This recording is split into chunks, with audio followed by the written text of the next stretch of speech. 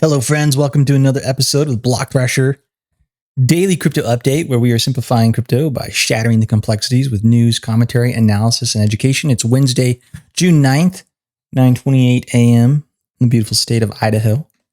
And we've got a lot of really great things to talk about. Yesterday, we were talking about how the cryptocurrency market is a roller coaster at the moment.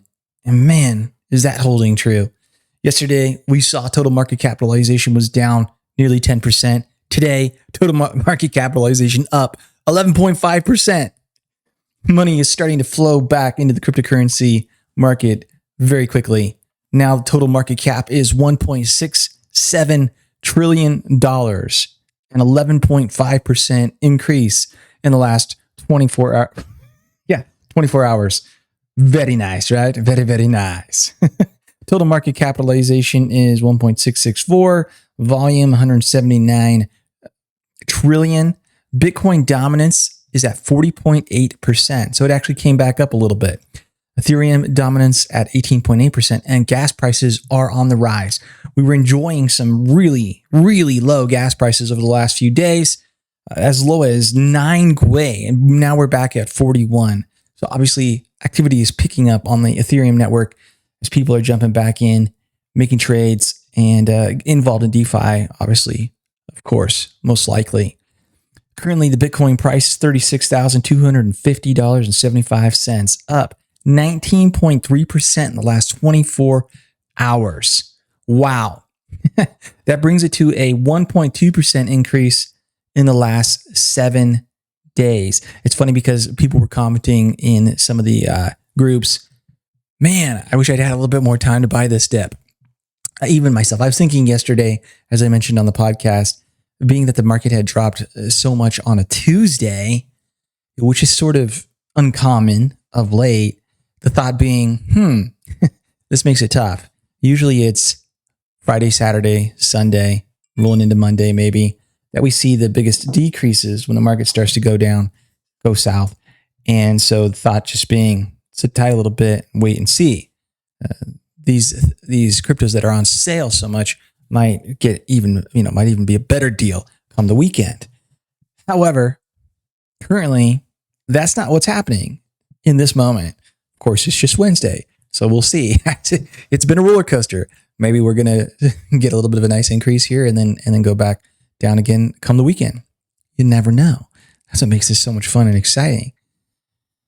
Ethereum is up 12.4% in the last 24 hours, not performing quite as well as Bitcoin, but still doing very nice. It is currently $2,610.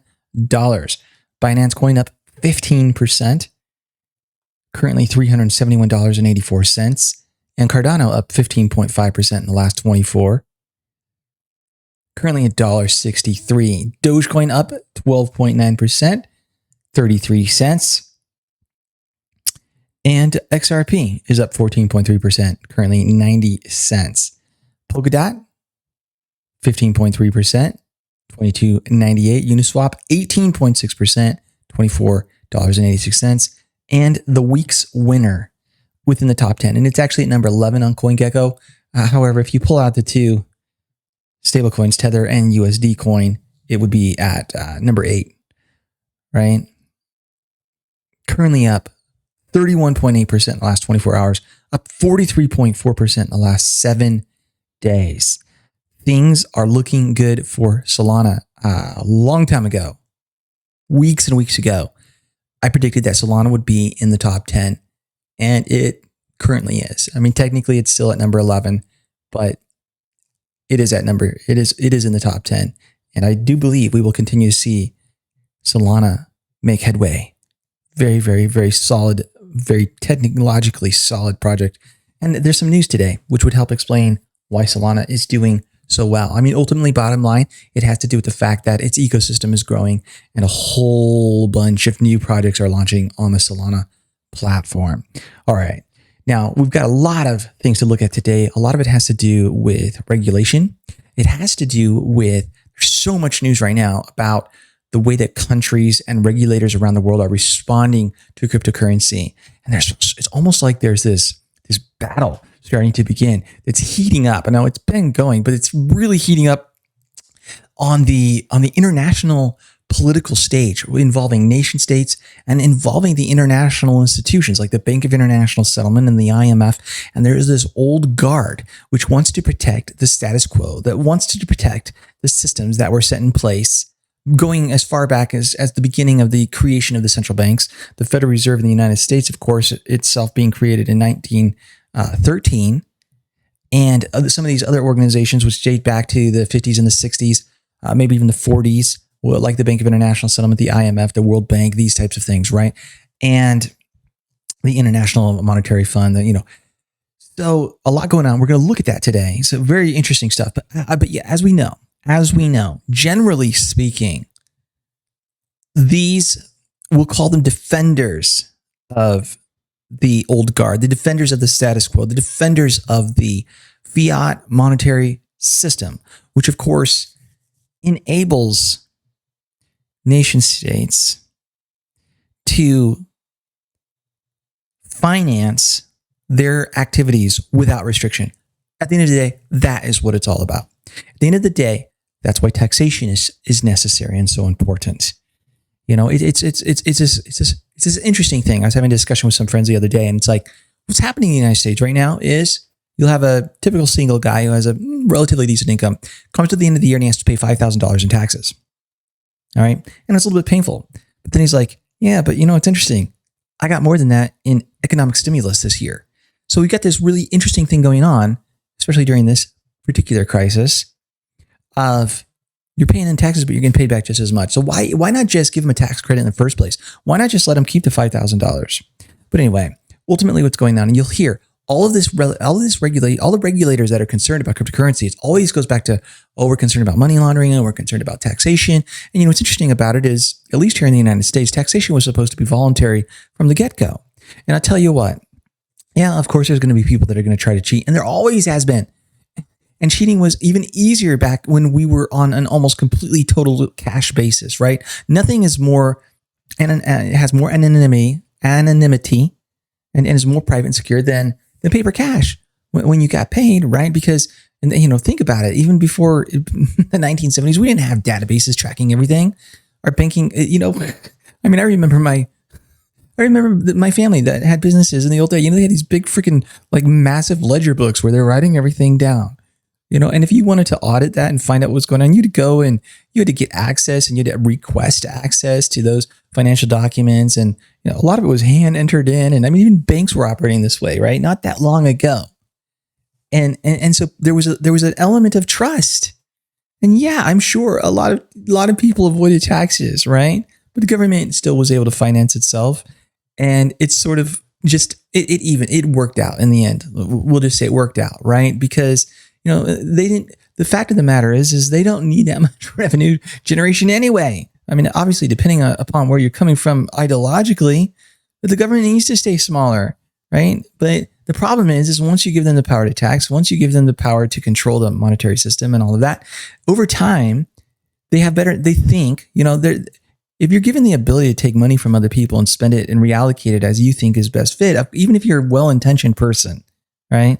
Even if you're altruistic, eventually you're going to just take more and more and more and more and more. And that's what happens throughout history. And we see that repeat itself. And so taxes keep increasing and increasing and increasing. And it's not just through taxation, it's through regulation that also requires, getting a permit for this and getting a permit for that and a license for this and a license for that.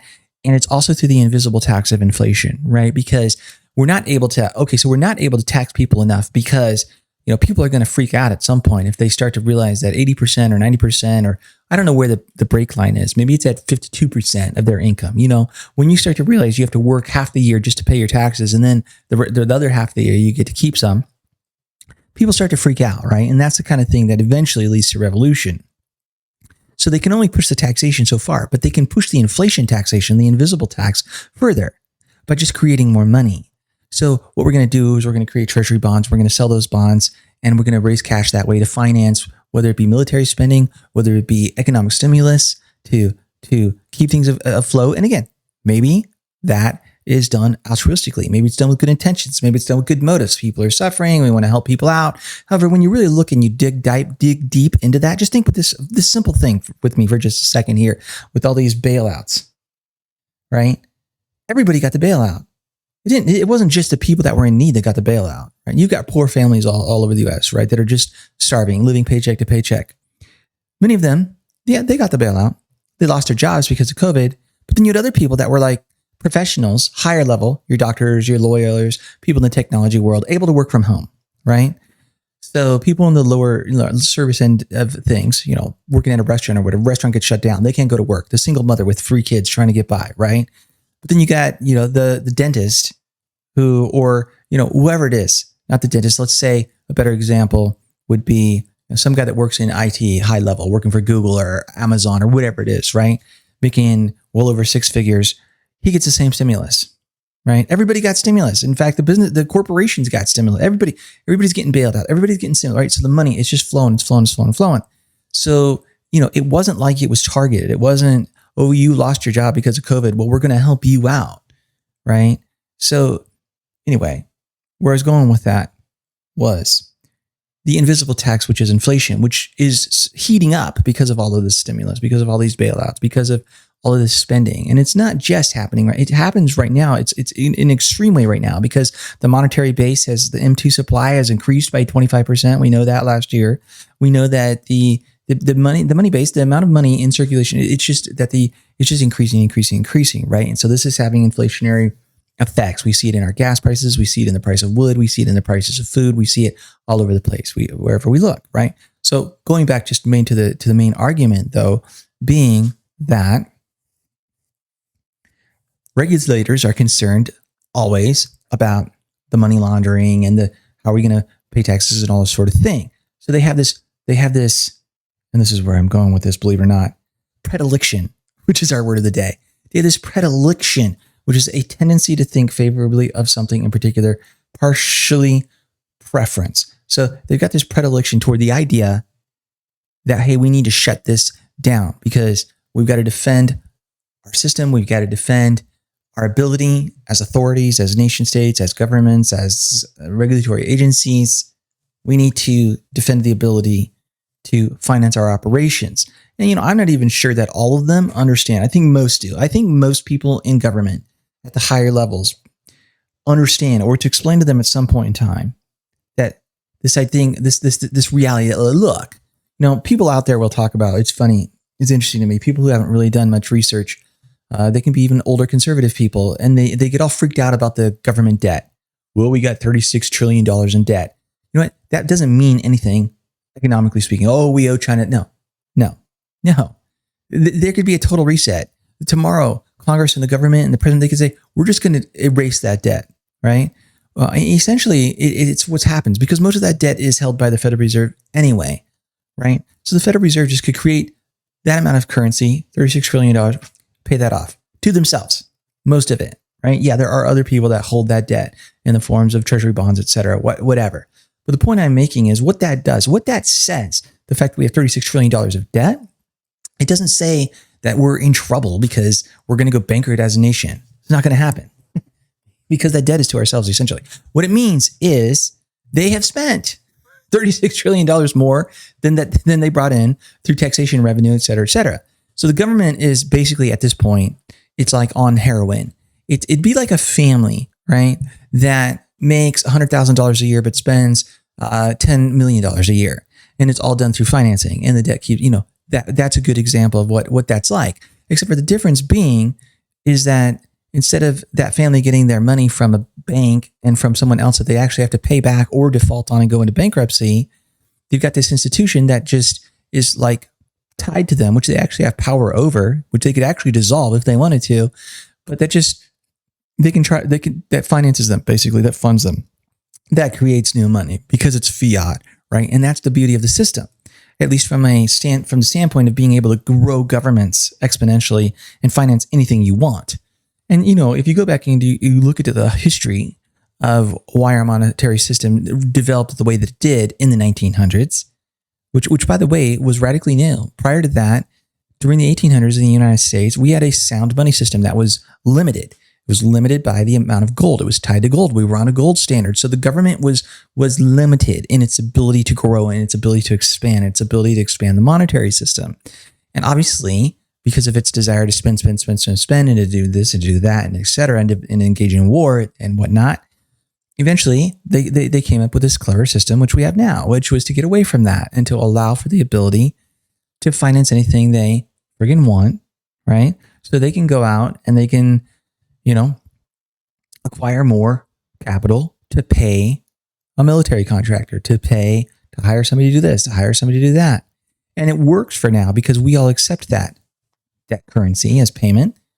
The problem starts to begin when the inflation kicks up to a speed which is more than we can absorb as individuals, as people, as citizens. We are okay with the slow boiling of the frog. We don't care so 4% inflation every year, right? So my $1 million that I hold, if I hold it, just hold it, just put it under the couch, put it under the bed, whatever. Yeah, every year it buys, depends on whose numbers you're looking at, but it buys less and less and less is the fact of the matter. This is just obvious, right? As simple as candy bars used to be 25 cents and now they're, I don't know what they are, $2, $2.25, just in my lifetime. So that's all fine and dandy until it gets to the point where suddenly candy bar is $4 and people are going, what the hell just happened, right? And that's why the system works. So it's a system that works until it doesn't.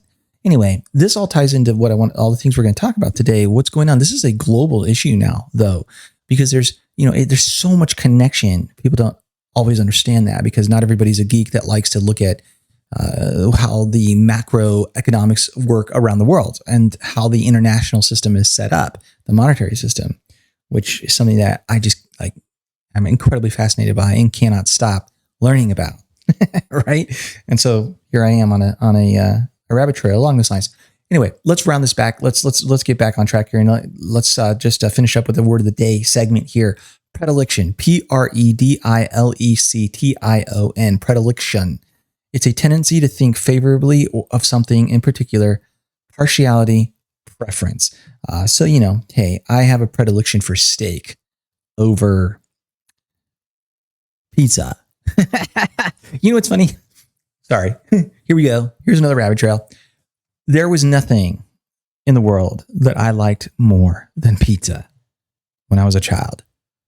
Oh my gosh. Oh my goodness. Pizza. I mean, I remember now I have this reaction to food.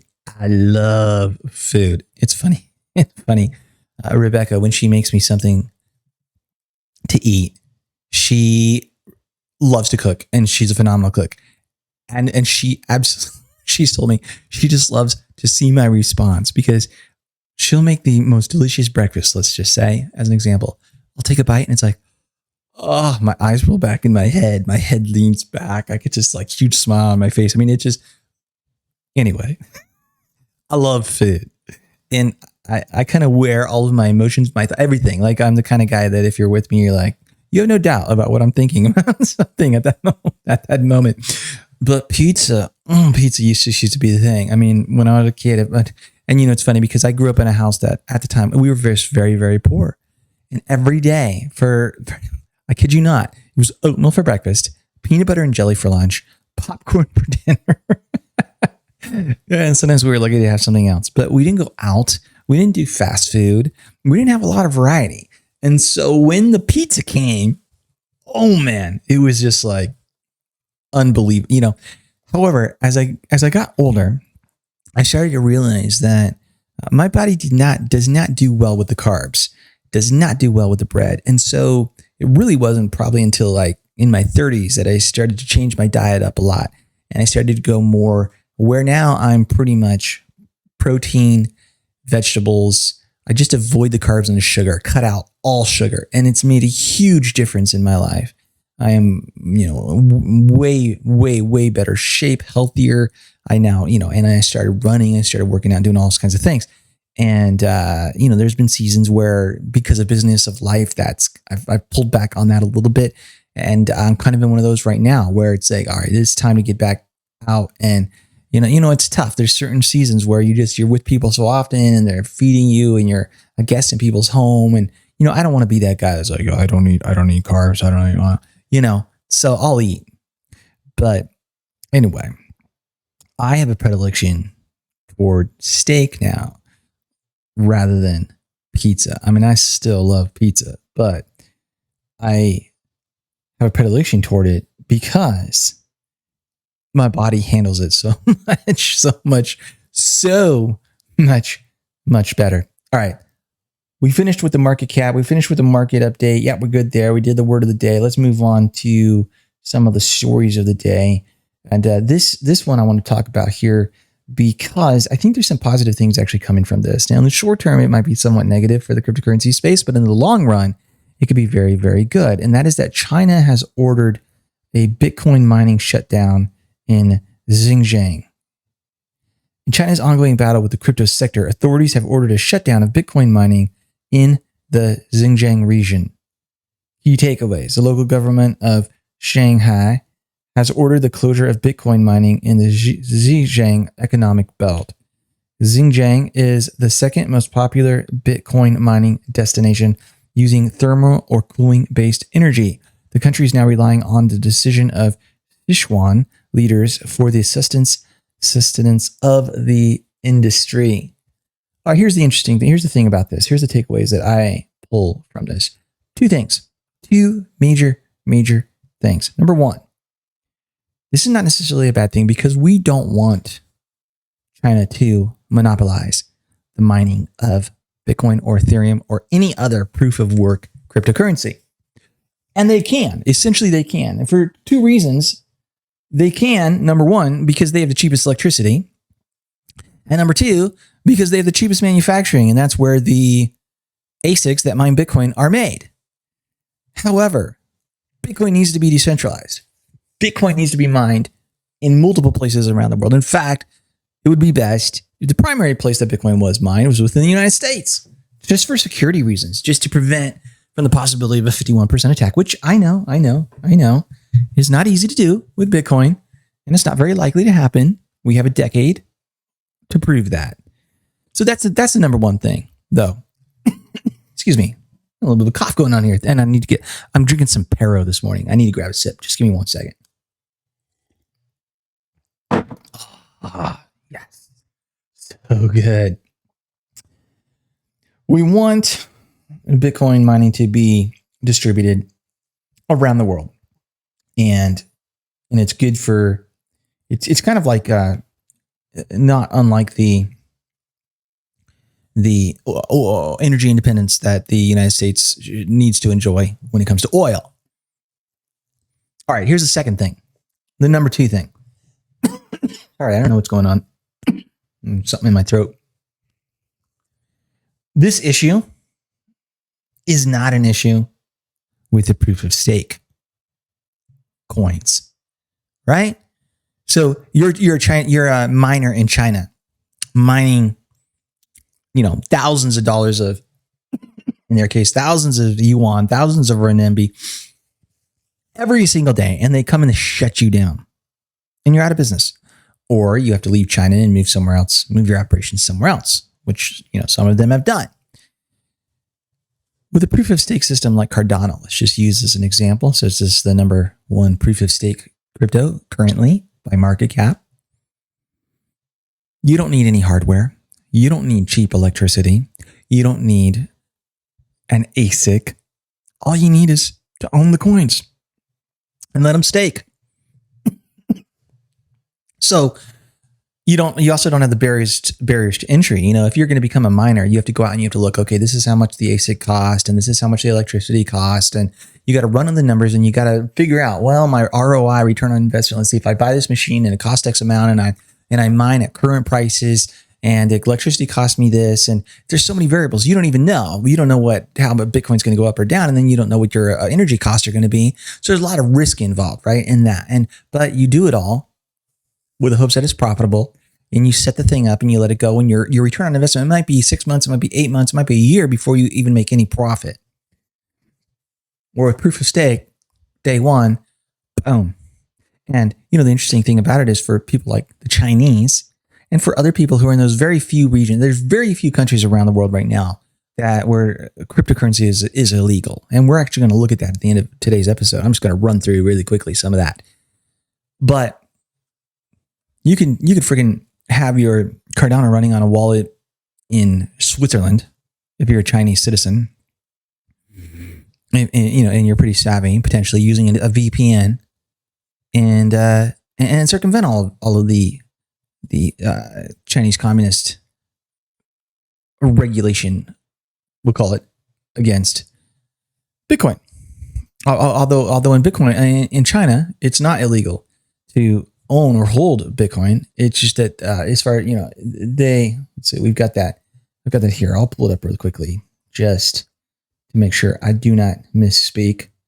China, PRC, Bitcoin is legal, but there's a banking ban. So financial institutions are not allowed to facilitate Bitcoin transactions. Regulation prohibits financial firms holding and trading cryptocurrencies. This happened on December 5th, 2013, when the People's Bank of China, the PBOC, made its first steps in regulating Bitcoin by prohibiting financial institutions from handling Bitcoin transactions. On April 1st, 2014, they ordered commercial banks and payment companies to close Bitcoin trading, and cryptocurrency exchanges or trading platforms were effectively banned by regulation in September 2017, with 173 platforms closed down by July 2018. In 2018, the People's Bank of China announced the State Administration of Foreign Exchange, led by Pan Gongsheng, would crack down on Bitcoin mining. So they're just going after the banks, they're going after the mining, they're trying to make it impossible for anybody who actually holds Bitcoin or crypto to then get back into the fiat of China, into the yuan or the renminbi. Which, isn't a big deal for people if they plan on exiting the country somehow, but obviously many people can't. So interesting strategy. So it's actually legal. It's just they're trying to make it such that you can't do anything with it, right?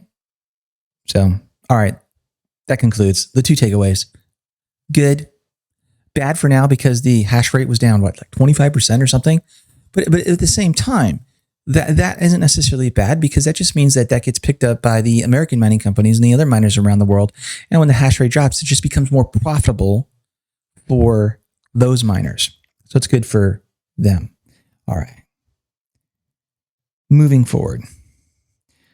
Good news for adoption. Most of the rest of the news that we have to look at today is very good news in regard to adoption. Now, according to a recent report by CNBC, Interactive Brokers will start allowing its customers to trade cryptocurrencies by the end of summer 2021. Speaking on the matter was the chairman and the CEO of the company, Thomas Petterfly, who said, "Customers certainly are asking for cryptocurrency trading, and we expect to be ready to offer it to them by the end of the summer." Here's the great thing about this. I love this. This is what we need. It's so cool. We've seen story after story after story as we cover the news every single day here on the Block Thrasher Daily Crypto Update of these institutions coming along and capitulating and saying, all right.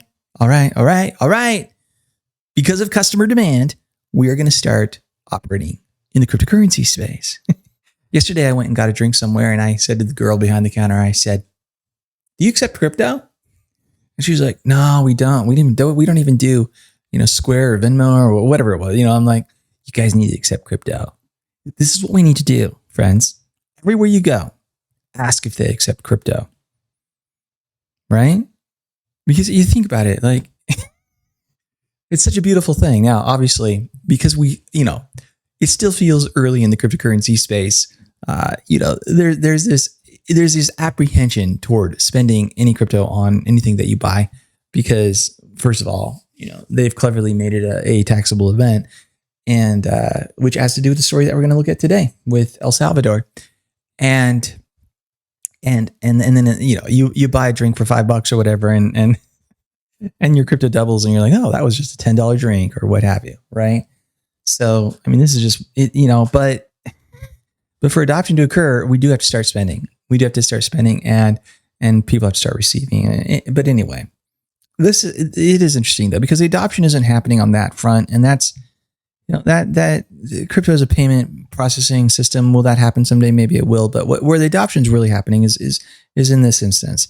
And so in the same way, go to if you're, a customer with the Interactive Brokers and say, I want to invest in crypto, and I want to do it with you and through you. Even if you know how to go about and do it, as I'm sure many of their clients are, on Binance.us or whatever platform, Here they have capitulated. Interactive Brokers is an American multinational brokerage company that operates one of the largest electronic trading platforms in the US by means of daily average revenue trades. It's worth noting that the move will further lower the barrier to entry in the cryptocurrency market, especially when it comes to retail investors seeking exposure to it.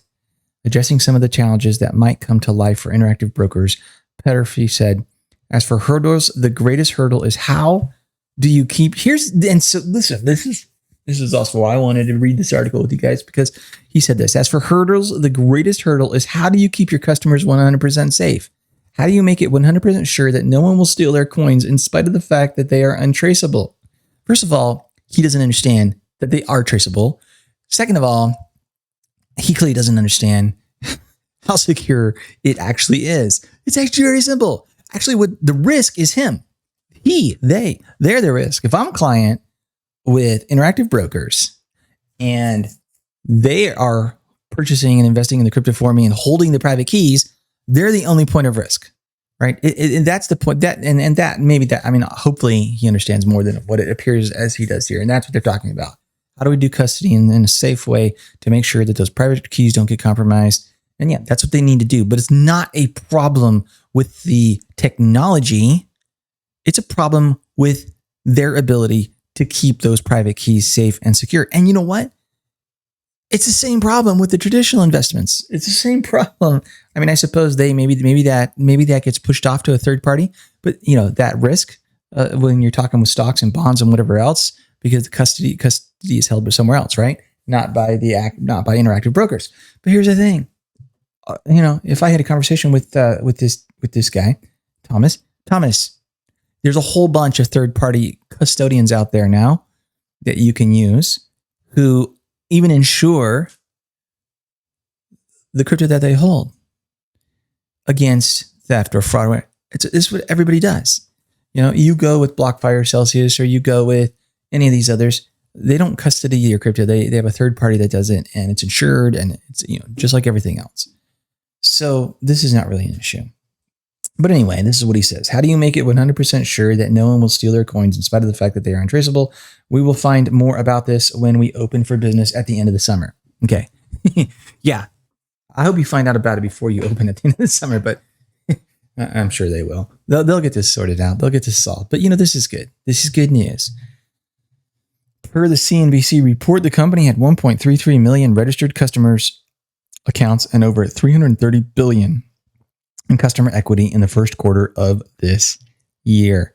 And this is so great. The reason this is so great is because for so long, people like Interactive Brokers and financial advisors all over the place and institutions that are investing for their clients have resisted crypto and have resisted crypto. And they've been like, no. For a number of reasons. They don't understand it. They feared it. They feared regulation. But one by one, they're capitulating and they're coming on board. And it's because their clients are looking at things and they're saying, look, you got me in this and you got me in that. And if you had me in Bitcoin, if you had me in cryptos, I would have been doing so much better. Get on board. And so they are. Moving forward, El Salvador. And all of this has to do with my opening monologue here. We've got this battle raging around the world between the old guard and even yesterday, the day before yesterday, whenever it was, we saw President Trump insert himself into this and say, well, he thinks Bitcoin is a scam and the dollar should be the reserve currency of the world and blah, blah, blah, blah, right? And then we've got all throughout, we got people at the Bank of International Settlements saying similar things. We got people, all right. Today, El Salvador makes history as the world's first country to make Bitcoin legal tender. Now, whoever wrote this article apparently wasn't aware that Japan also has allowed for Bitcoin to be legal tender. Maybe not to the extent, though, that El Salvador is, granted. And then Japan has made it it's a little bit uncertain. It's a little bit unclear what's going on there. Where here it's not. El Salvador has become the first country in the world to formally adopt cryptocurrency after its Congress voted overwhelmingly to approve a law classifying Bitcoin as legal tender. And that is a little bit of a distinction here. President Nayib Bukele said Wednesday, an initiative he hopes will boost foreign investment, improve financial inclusion, and generate jobs. So here are the key facts about this. Bukele, who announced plans to introduce a bill adopting Bitcoin as legal tender in El Salvador Saturday, said a supermajority of legislators in Congress had approved of the law in a vote Wednesday. The bill secured 62 out of 84 possible votes. History, he added on Twitter. Bitcoin is set to become legal tender in 90 days, meaning every business must accept the token for goods and services alongside the US dollar. They're doing smart things over there. I mean, number one, step one was they went and they just abandoned their fiat currency, which was just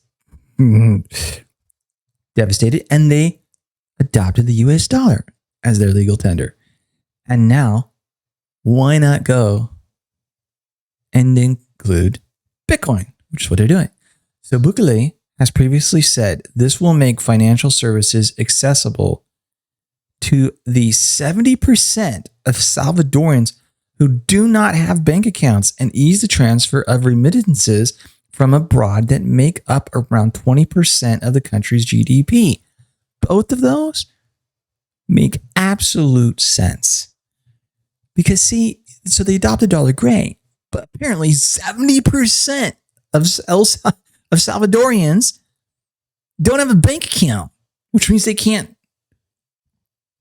Well, they can interact in dollars if it's physical and they're passing it on the street. But here's the thing.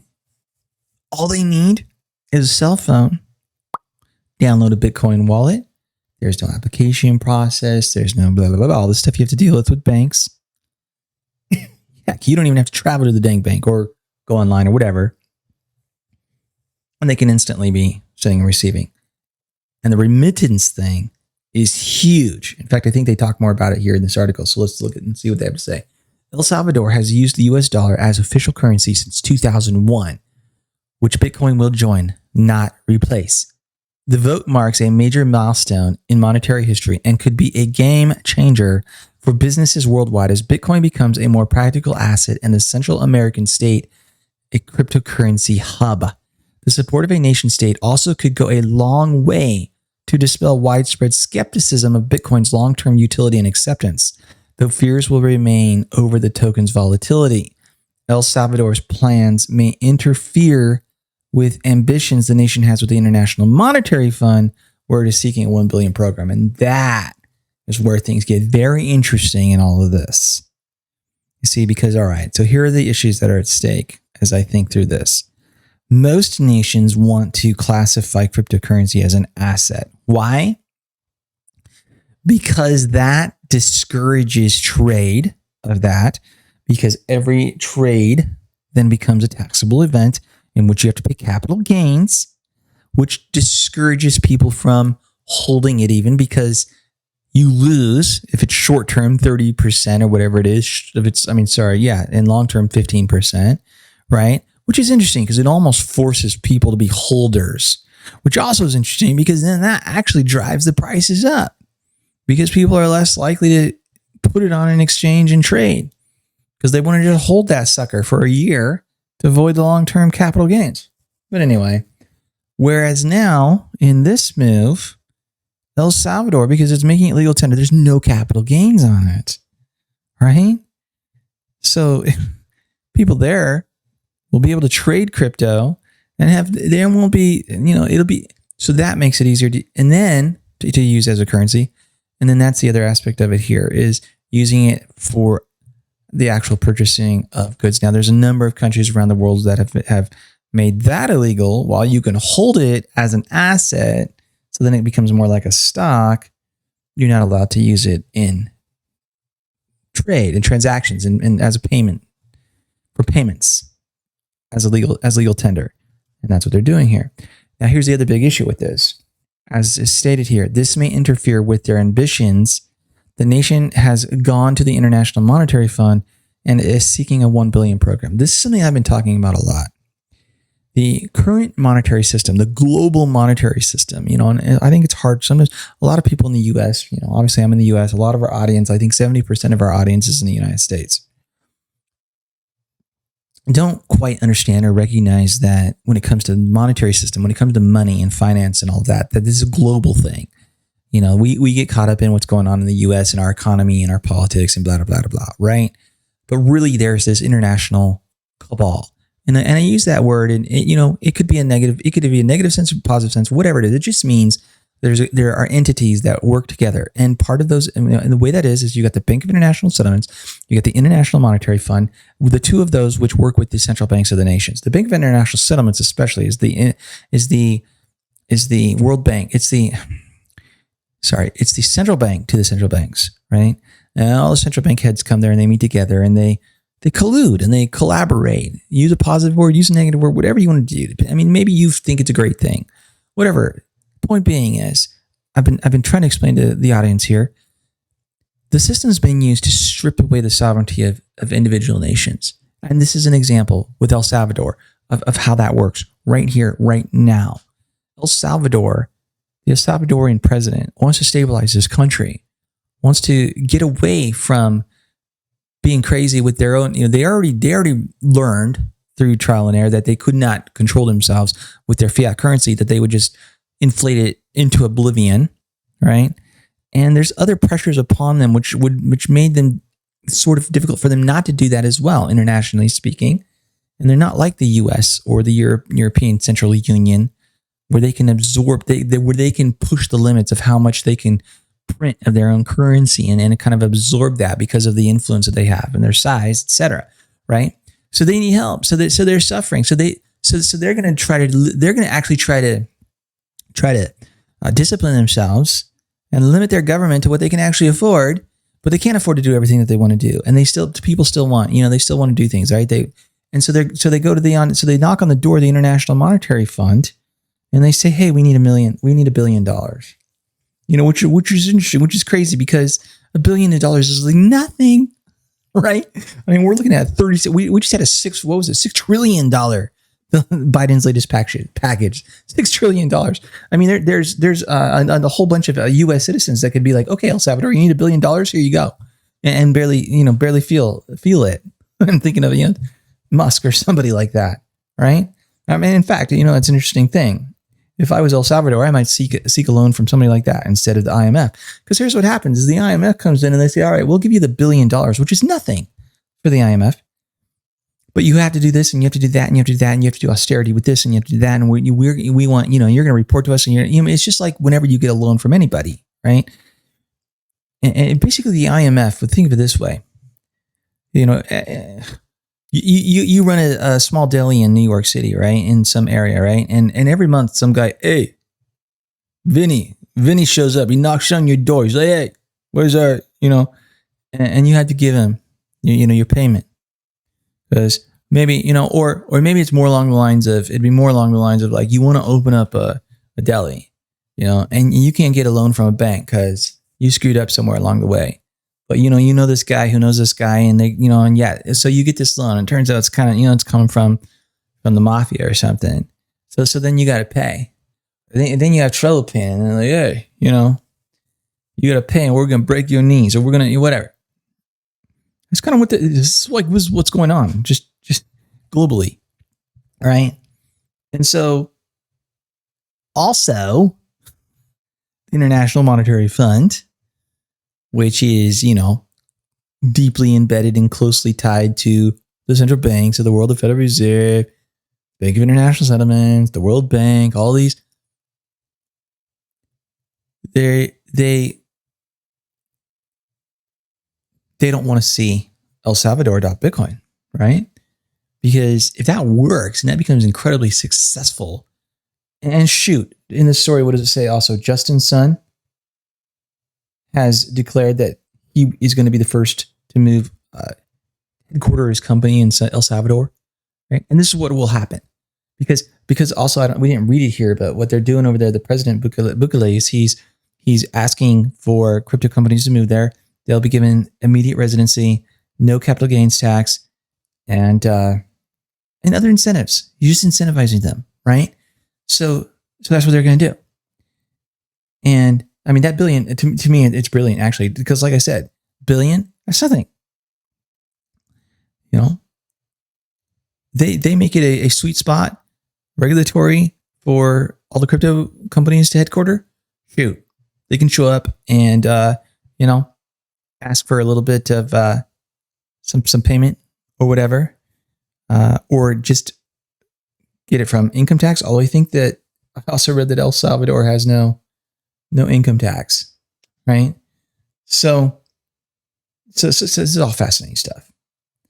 And as I was stating, the IMF, the old guard, the central banks. Oh, here's just another story on the issue with the IMF, but we already talked about it. So I'm gonna just jump over that one. These people, these entities, these institutions, they're going to fight back. Here's another example. Bank for International Settlements proposes hybrid and intermediated CBDC. This is crazy. So the Bank of International Settlements has written a working paper which explored a variety of potential CBDC architectures and how they could improve upon pre-existing payment systems. The paper found that digital banknotes running on intermediated or hybrid CBDC architectures showed particular promise. So you know what that means? That means that we want to do a CBDC, but we want it to be... Here's the irony of all of this. They want to make it such that, you know, there can't be any money laundering, and there can't be, and the route to do that is to have total tracking of everything. But at the same time, they want what they do to be completely private and secret and hidden. And this is what shows promise to them. This is what could work. If we have a central bank digital currency where nobody knows what the hell we're doing, where we can create as much of it as we want, and we have it on a private blockchain where everything is tracked completely, where we know literally every dime, every penny, everything you buy and sell and who you transact with and everything. That's great. So for us, so you have to trust us completely. You have to trust us completely, but we won't trust you at all. And the findings suggested here suggest that intermediated CBDC would be unaffected by bankruptcy. So you see that? That's the system that has to be in place. Think about it. If you had Bitcoin as a global currency around the world, could there be a debt? Could there be debt? Yeah, because somebody could lend it out. So you could have some of the traditional banking things that go on, right? But their big concern is being able to control that debt-based system, being able to have things like bankruptcy. So Ralph R. and Rainer Bohm published Central Bank Digital Currency, the Quest for Minimally Invasive Technology. What does that mean? Minimally invasive to their current manipulation and control of the system. On June 8th, the 20-page document explored a variety of potential CBDC architectures and how they could improve upon pre-existing payment systems. It also discussed what those architectures could do for central banks in the future. You see that? This isn't about what works best for nations, even. This isn't about what works best for citizens, especially. Bank of International Settlements is about what works best for central banks. That is clear. They are not concerned with protecting the sovereignty of nations or even the solvency of nations. What they're concerned about is protecting the solvency and the control and the security of central banks.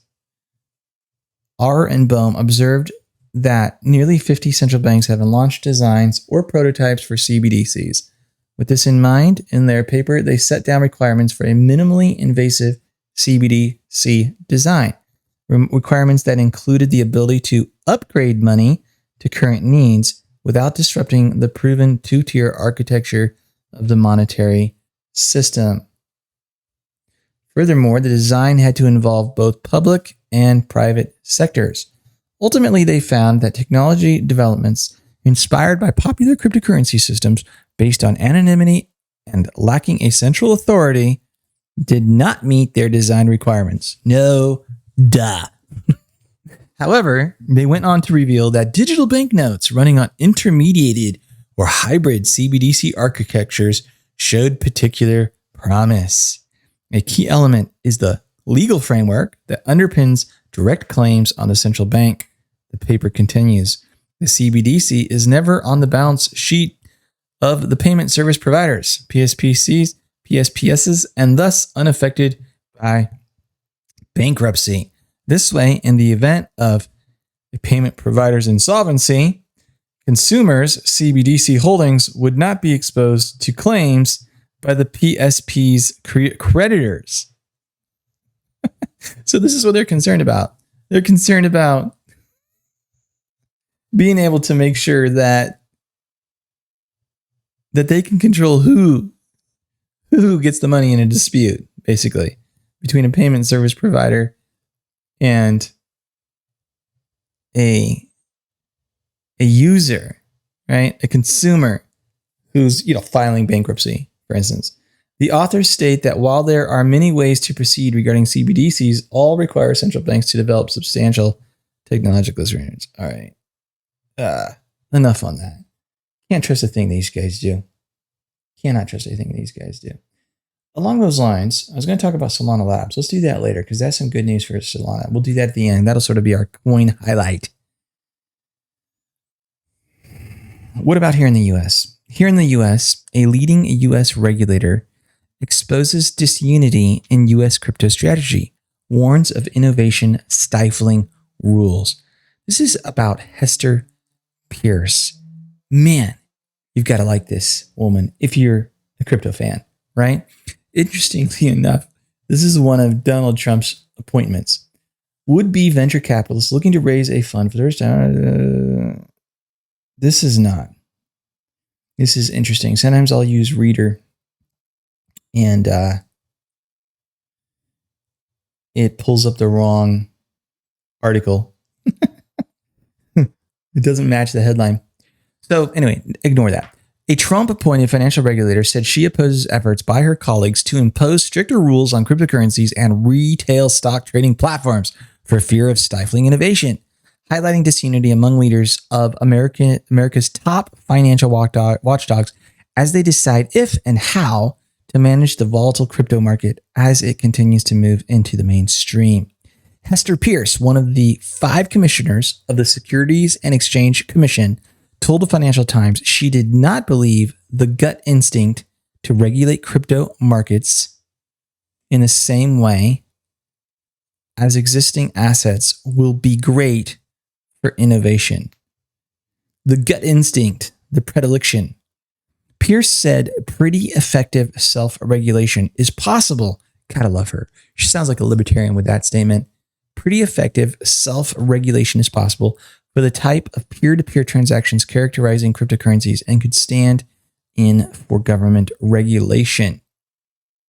Pierce's comments highlight disagreement among and within America's leading financial regulators over how best to manage crypto assets and conflicts with calls for more thorough regulation from the comptroller of the currency, the Federal Reserve, the Federal Deposit Insurance Corporation, and the chair of the SEC, Gary Gensler. Gensler recently told a House committee there was a potential need for dedicated legislation governing crypto exchanges, particularly to manage money laundering and illicit activities. Pierce's stance also puts her in conflict with former President Donald Trump, who appointed her as commissioner, who recently called for very strict regulation and described Bitcoin as a scam. Pierce also offered countervailing thoughts to the criticism that retail trading platforms like Robinhood gamify trading to keep customers engaged, suggesting it is not necessarily a bad thing to make the platforms look like the other platforms in people's lives. I'm just thankful that we have somebody like Pierce in a position such that she is to at least bring another perspective to the debate. It goes back to what I've been saying before. The government is supposed to be of the people, by the people, and for the people. Here in the United States, we're supposed to live in a in a representative republic, right? Increasingly, though, that perspective is being lost by the people that are in power. And their view is that they should have unrestricted and unrestrained abilities and powers to invade upon the privacy of citizens, all with good intentions, I assume, who's to say, right? Trying to prevent money laundering, trying to prevent illicit activity, trying to prevent the funding of things like terrorism or sex trafficking and these kinds of things. I think everybody's on board with, right? But for all of us to give up all of our freedoms and to just hand over everything that we do, that's actually very, very dangerous. It's very, very dangerous, because what ultimately happens anytime and every time that happens throughout history is political opposition eventually gets shut down, right? Because everything anyone ever does is known. And then when you want to help fund somebody or some entity or some idea or ideology or something that's political, that isn't in line with those who are currently in power, you get shut down. You're destroyed economically or whatever, right? You lose the ability to interact with the system, the banking system, whatever, right? So there's dangers there. And this is the battle that's being waged right now. This battle between sort of holding to the original concepts that our government was something that was to be funded by the people. And, hey, there could be taxation. It started out as voluntary, and they had to trust the people, right? And the thing of it is if they're doing a good job, people are going to be much more likely to hand over some money in the form of taxation. If they're building good roads, if they're providing good schools, I don't think people are going to complain about that necessarily. It's when they don't do those things. It's when the roads suck and the schools suck and everything is crap, right? Or the money's being mismanaged and misallocated, and it's being spent on research of idiotic things, or it's building roads that cost 10 times more than they should, or you go on and on and on, you name it, right? It's the inefficiency that's built into the system. It's those kinds of problems. And so the people, and smaller government is better than bigger government, because when you have a smaller government, the people are closer to that government and they're able to hold it accountable. But then just think on the big picture of what's going on here with what Pierce is saying versus what others might say. Pierce is arguing for self-regulation. And this happens, right? We live in, here, I'll give you a great example. I'll give you a really good example of what I'm talking about. We live in a time where everybody's concerned about the environmental impact of things. We want to keep the planet green, even if you are not on board with the idea that we're experiencing global warming, or you have questions about these types of things. Very, very, very, very, very few people are like, I want to screw up the planet. I wanted to, And so what happens?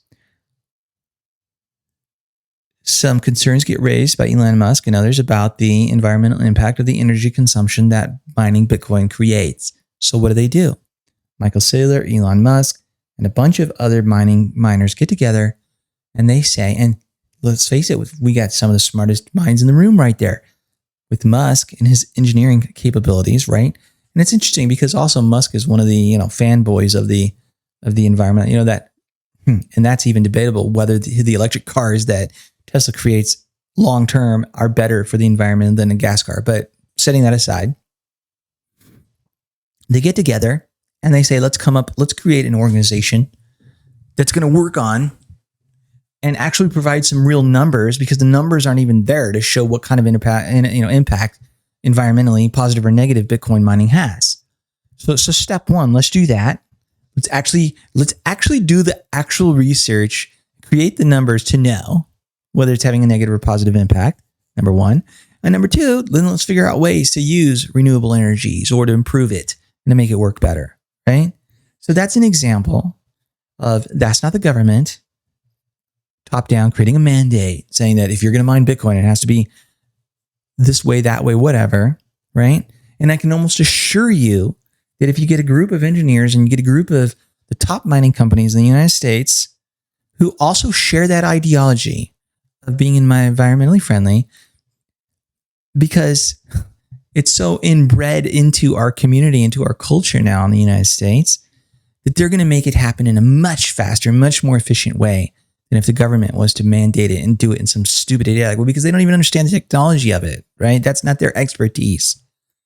And this happens all over the place, where you look at things that have happened that did not require outlawing. For instance, in the state of California and many other Western states, and well, all states in general, smoking of cigarettes is significantly down.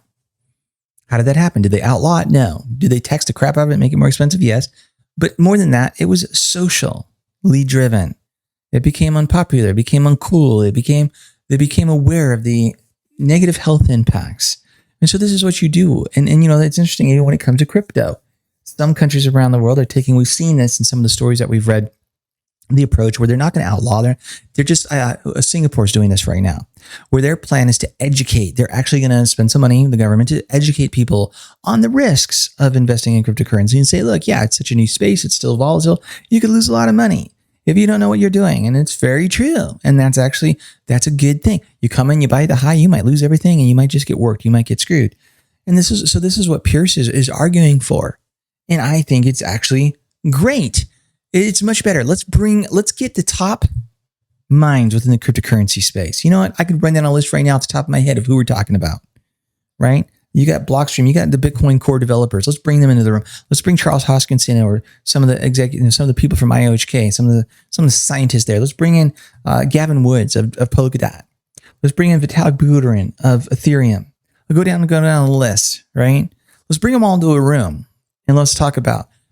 Let's organize. Let's even ask some questions like how. Okay, so we're concerned about terrorism being financed. What would be the best way to deal with that? What would be And instead, what'll happen though?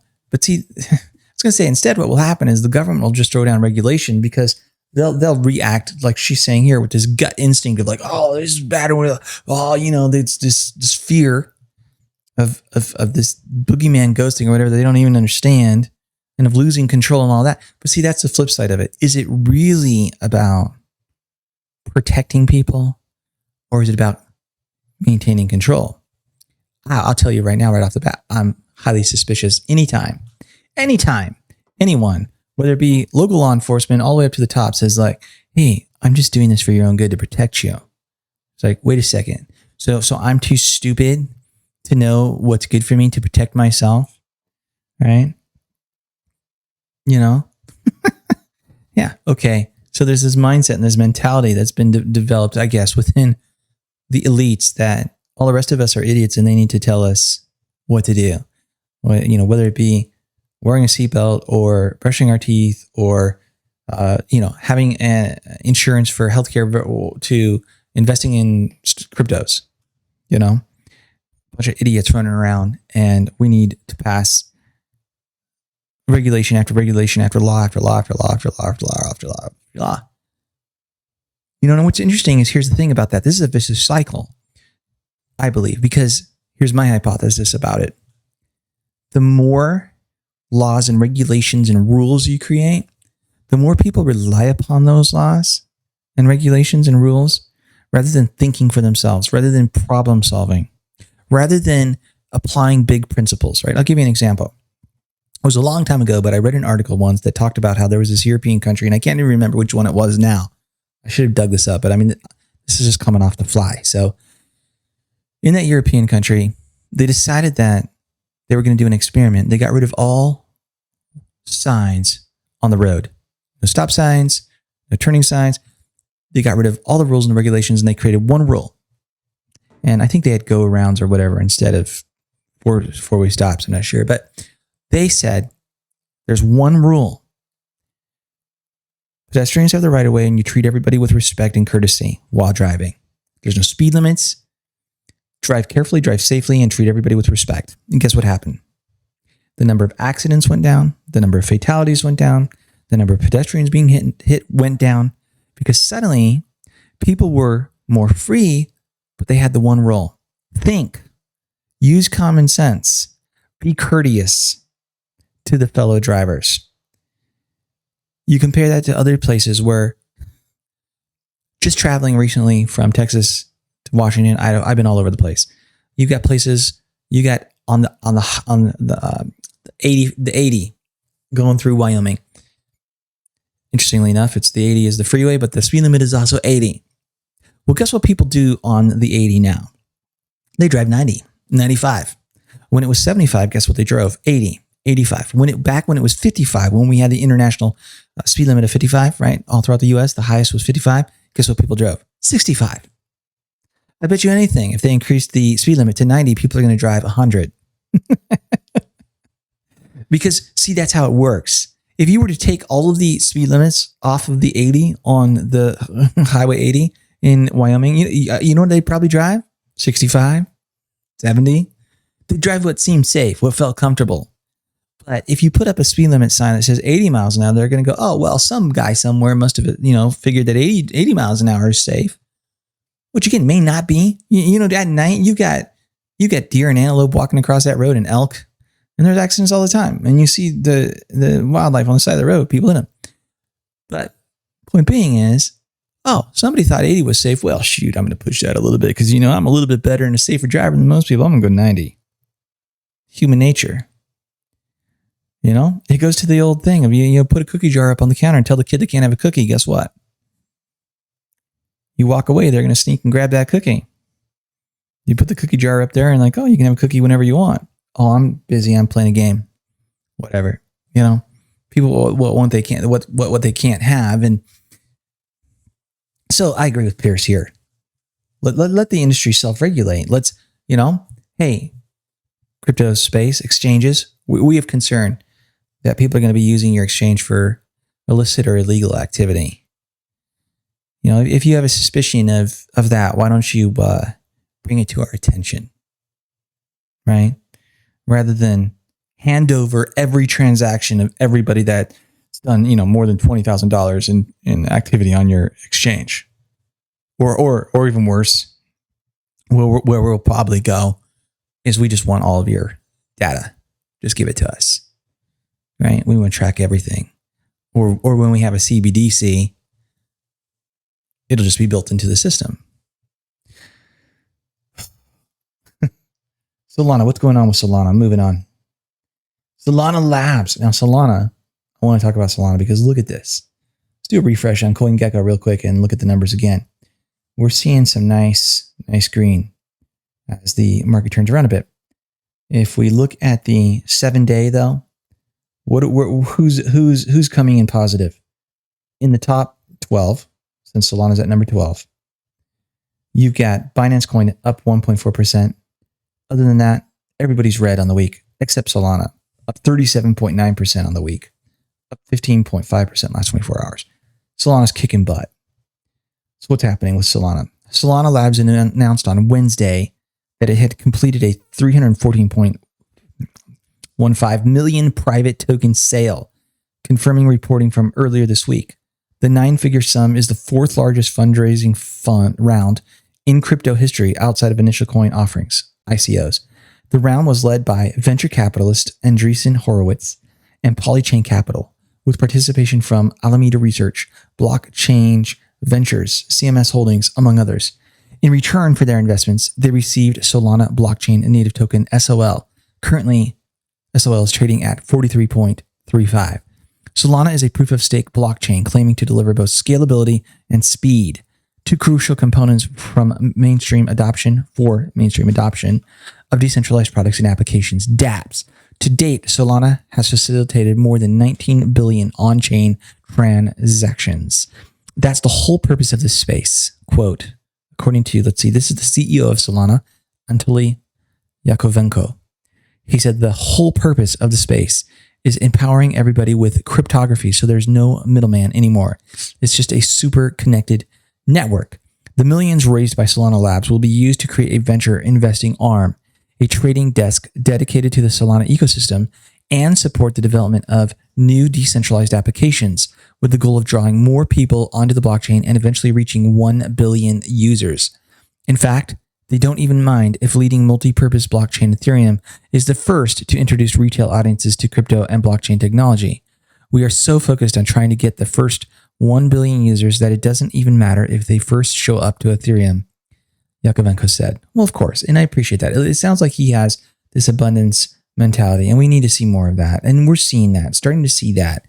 He's an example. We see it from Hoskinson. We see it from we see it with Woods, Gavin Woods. You know, Gavin Woods has said that before. He's like, we're not competing with Ethereum.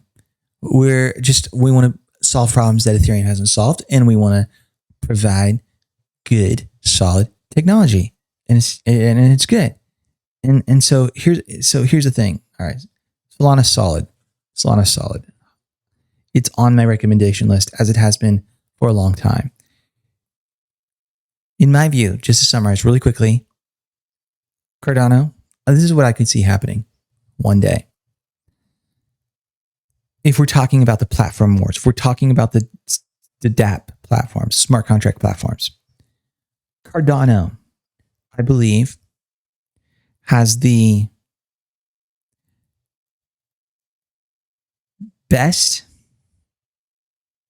long-term strategy, right? With the peer review process that they've gone through, slow, methodical, we're going to test everything.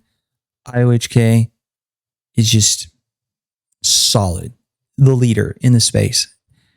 And Cardano has the advantage that they have huge marketing capabilities. They're a juggernaut.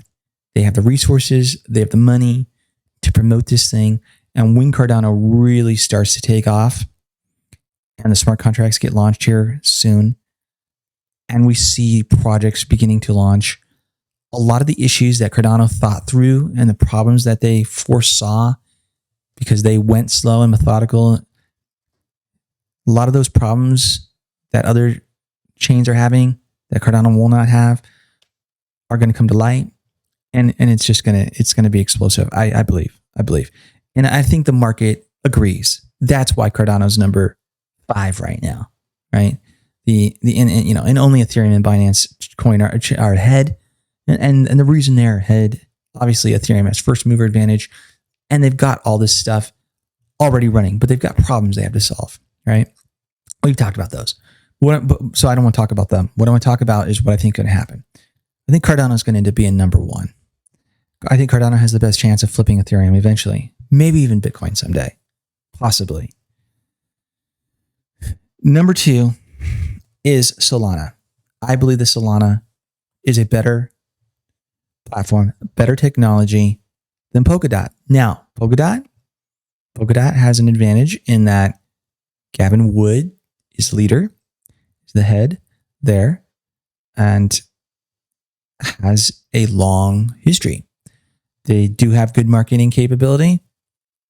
The technology is pretty solid, but there's just issues. I'm not super excited about the strategy which they decided to use with the way the auctioning off of slots and how the parachain system works and all that stuff.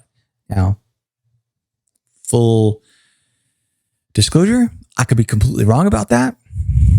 I have dug into it pretty deep, and I'm just kind of like, I feel they also rushed.